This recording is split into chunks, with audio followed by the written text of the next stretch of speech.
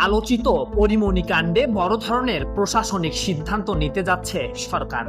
ঢাকা মহানগর গোয়েন্দা পুলিশের সাবেক অতিরিক্ত উপকমিশনার, বর্তমানে অতিরিক্ত পুলিশ সুপার গোলাম সাকলায়েনকে বাধ্যতামূলক অবসরে পাঠানোর চূড়ান্ত প্রক্রিয়া শুরু হয়েছে।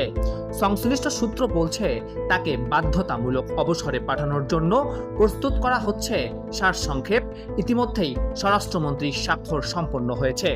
এখন এটি প্রধানমন্ত্রীর কার্যালয় হয়ে রাষ্ট্রপতির দপ্তরে যাবে।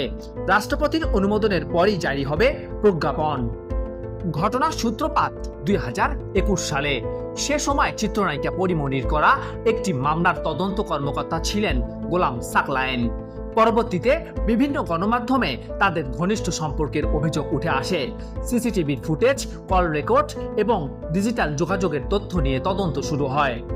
তদন্তে দেখা যায়, সরকারি দায়িত্বের বাহিরে পরিমণির সঙ্গে সাকলায়েনের নিয়মিত যোগাযোগ ও ঘনিষ্ঠ সম্পর্ক ছিল।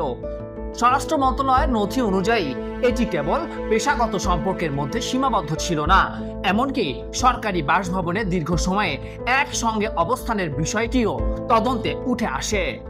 এ অভিযোগের পর তাকে ডিবি থেকে সরিয়ে দেওয়া হয় এবং গঠন করা হয় তদন্ত কমিটি। তদন্ত প্রতিবেদনে সরকারি কর্মচারীর আচরণবিধি অনুযায়ী অসদাচরণ এর অভিযোগ প্রমাণিত হয়েছে বলে উল্লেখ করা হয়। পরে বিভাগীয় মামলার প্রক্রিয়া শেষে সরকারি কমিশনের মতামত নেওয়া হয়।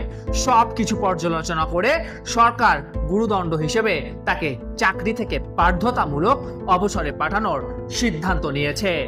এদিকে এ বিষয়ে গোলাম সাকলায়েন ও পরিমণির বক্তব্য নেওয়ার চেষ্টা করা হলেও তাদের কোনো প্রতিক্রিয়া পাওয়া যায়নি। নতুন কোনো জটিলতা না হলে খুব শীঘ্রই এ সংক্রান্ত প্রজ্ঞাপন জারি হতে পারে। রহমান হৃদয়, বাংলা পোস্ট।